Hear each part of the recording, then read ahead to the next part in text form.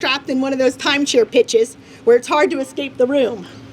The counselor was adamant. I finally stood firm and asked, "Are you telling me to murder my baby?"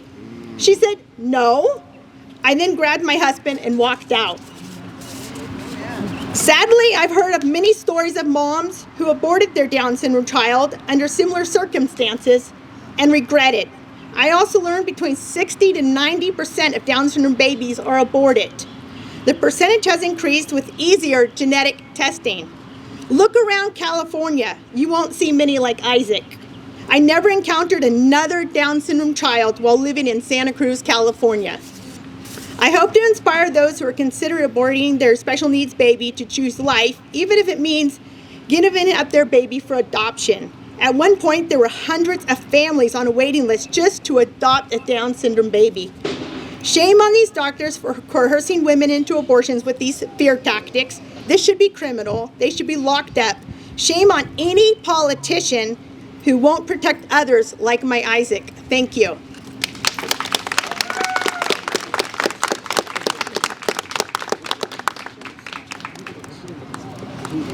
Okay. Oh my. Thank you, Patricia. So we have a pro-life giant again here in our midst. He came here to stand with us all the way from San Francisco, California.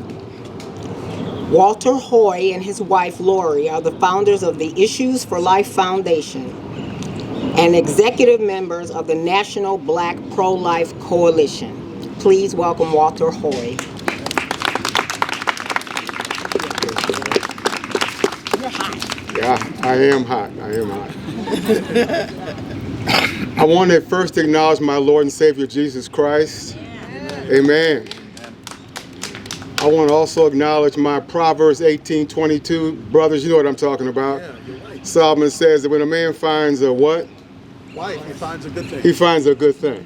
I got a good thing. Solomon thought he had one, but he hadn't met Lori yet. I want to thank Lori for inviting me here, my chance to be here, and I have just a few words of comment. According to blackdemographics.com, Black Americans account for 14% of the entire population of the United States of America. The entire population, 14% of it. Now, according to the Alan Guttmacher Institute, and let me remind you that Alan Guttmacher was once a president of Planned Parenthood. According to AGI 2019 fact sheet, Black Americans account for 28% of all abortions in the United States of America. And at best, we're only 14% of the entire population. According to the CDC, the government, the CDC's 2019 abortion surveillance report, Black Americans account for 38% of all abortions in this country. And yet the CDC report does not include California, my state, which performs more abortions than any other state in the union. In other words, that's 270% of the percentage of Black American population in the United States. It's clear the discriminatory practices of abortion, the abortion industry, oh my goodness, includes the majority of their death mills located in our neighborhoods, and they enable functioning right smack dab in the middle of the Black community.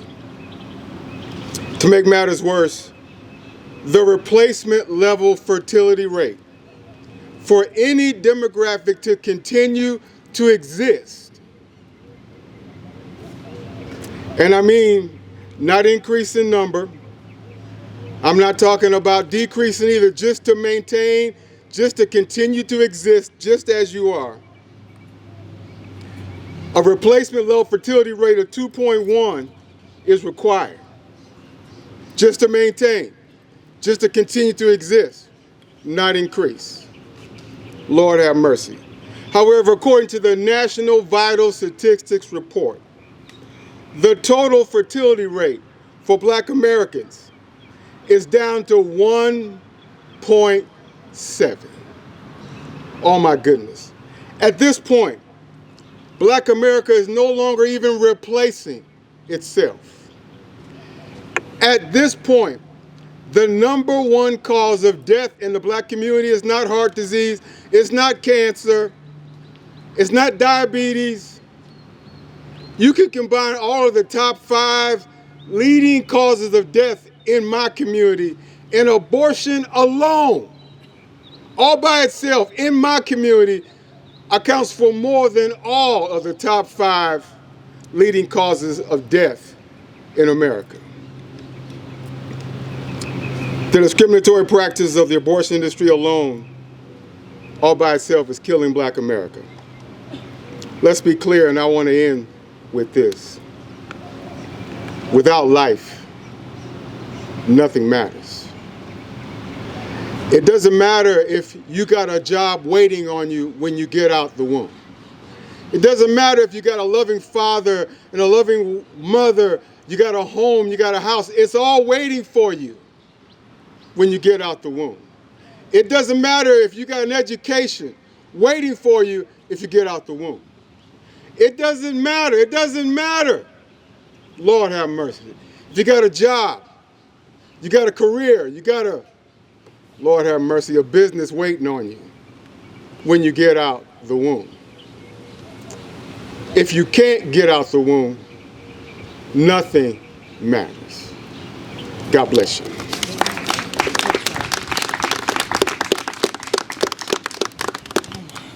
My. Thank you so much. My goodness. I want to thank everyone who's standing back here. It's warm. This is Arizona. It is warm. Thank you so much. If you need to switch out, please go get some water if you need it. The next person that I want you to hear from is me. Sure, I can do that. I'm big now. So at the age of 17, I had an abortion that left me mentally, physically, and spiritually deeply wounded. It's the grace of God that I'm here with you today.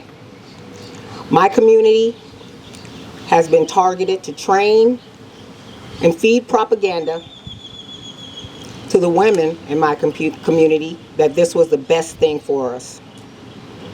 These lies from the pit of hell back in those days had limited science. No ultrasound, but now we know better. We have the science that shows when life begins. The eugenic history of Planned Parenthood and the entire abortion industry's history of targeting African American children is undeniable. But the media can't find their tongues when it comes to these 20 million Black lives that they have been indiscriminately killed by abortion since 1973. Lord. We call upon the American media to open their eyes to the humanity of unborn children and the inhumanity of what is being done to them. We call upon the governor, attorney general, and the county attorneys who have currently been fighting to pass and uphold legislation saving lives. We call on them to continue the good fight after Roe v. Wade is ultimately overturned. We also call upon those who will replace these offices in the soon coming election to unequivocally protect and enforce Arizona laws protecting the helpless unborn children against discriminatory abortion. We the people will be watching you, and we will be holding you accountable. We also call upon all American citizens to recognize that every little unborn child is one of us and undeniably a member of the family of the human race on earth. Right now, I would like, let's see, we got Kevin Jackson. He's a celebrity. He's going to come up and say a few words. Amen. Kevin. It's good to see you, man. Good to see you, buddy. Love you. What's up, white people? I love that there's so many white folks out here protecting black babies. The media, the regular media, where are they? I'm like Trump. Where's the media? Where are they at? Yeah, they're not here when these white folks are out here talking about black babies, right? Proud to represent the people who value life, folks. We live in a society where abortion is cloaked their sinister goal of killing black babies in the womb as a woman's right to choose. And leftists have made an industry out of what is little more than a racist racket against black people. Recall that Planned Parenthood sold black baby parts to it so its management team could buy luxury cars and afford to live in gated neighborhoods. Hollywood and other leftist women have black babies to thank for their smooth skin. But these same women will fight to the death to not have animal testing of the very products created by the lives of black babies. In the past, black mothers grieved as Democrat slave owners ripped children from their loving arms. But today, black women willfully enter doctors' offices to have their children ripped from their bodies. We live in a society where abortionists fight vehemently to free murderers from death row, but have no concern for the life of a child who's harmed nobody. Frankly, we live in a society that also considers kids with Down syndrome unworthy of life because leftists want perfect children. Well, look at their kids. Then ask yourself if you wouldn't want to raise one of these new generations of woke. Frankly, I wouldn't trade one of these beautiful little human beings with Down syndrome for all the leftists in America. These non-perfect children teach the rest of us true humanity. Unlike America's 44th president, who declared that understanding when life begins is above his pay grade, I know when life begins. It begins at conception. Did anybody you know skip conception? Come on. Did anybody you know dead skip conception? Nobody, dead or alive, skipped conception. Yet the former POTUS is too dumb to have learned that biological fact. And despite Biden's most recent Supreme Court justice's inability to explain what a woman is, I know what a woman is. A real woman understands her role in evolution and thus takes her role seriously. Thus, a real woman would not frivolously kill her child. So why do some women go against nature on this issue? In a word, ignorance. Ignorance runs rampant in the leftist black community, and white racist enablers are the professors and purveyors of this ignorance. Young black women learn from leftist teachings that life is meaningless by comments like that of Barack Obama. Young women are devalued by white leftist enablers with idiotic teachings like critical race theory and diversity, equity, and inclusion, or whatever the acronym racist leftists use to pretend they care about blacks.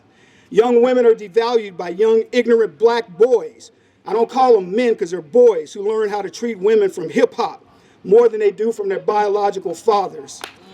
The entertainment industry teaches young black women that they are little more than prostitutes, calling them names they would never use for their own mothers or their daughters. It's no wonder young black women see the life of a child as meaningless. Too many black people die with a song unsung. Thank you for listening to me, folks, and I pray that you will not allow these virtue signaling racists to win in this battle for humanity.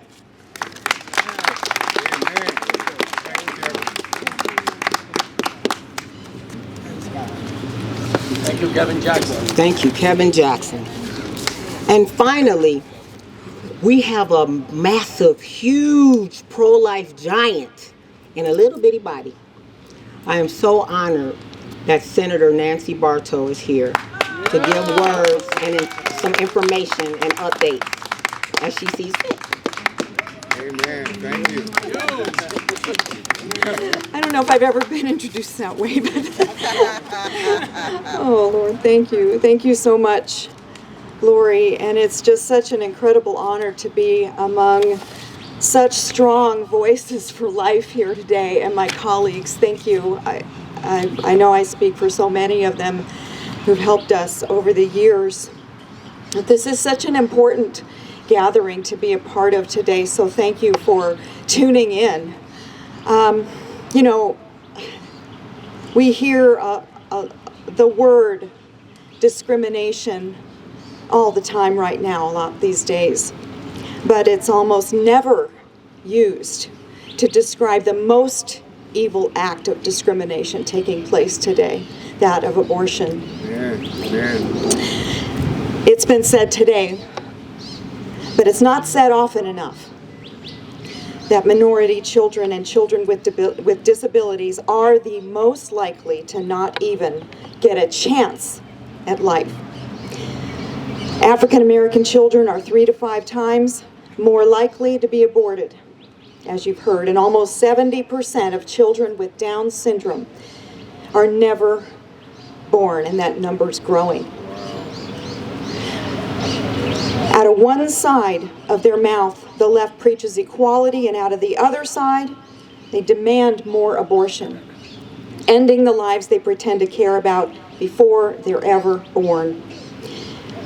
But we know that every life has value, regardless of race, sex, or physical and mental ability. And we also know that abortion not only ends a life, it harms the mother. Yes, yes. She will often bear the physical, emotional, and psychological scars for years to come. Case in point, Serena Dye's story, who testified in favor of Senate Bill 1164, which we passed this year, banning abortions after 15 weeks. Serena was brave enough, along with several others actually that testified that day, in favor of this bill, saying that when she was 15, she found out she was pregnant, and upon hearing the news, she was forced by her parents to have an abortion. They forced me to go where I was given no ultrasound. I was told that the fetus was born like an alien at my stage of pregnancy. I was taken and backstrapped to a bed. That's how they would treat people. The abortionist came in and didn't look at me or talk to me. He simply performed the abortion and left the room. I never heard when my baby was sucked into the vacuum. I was taken home to cope with the pain of my abortion all by myself. No follow-up care was given to me, and I experienced depression, anxiety, weight loss, and suicidal thoughts after the abortion. And when I did give birth to children, I experienced complications because of an incompetent cervix due to the abortion.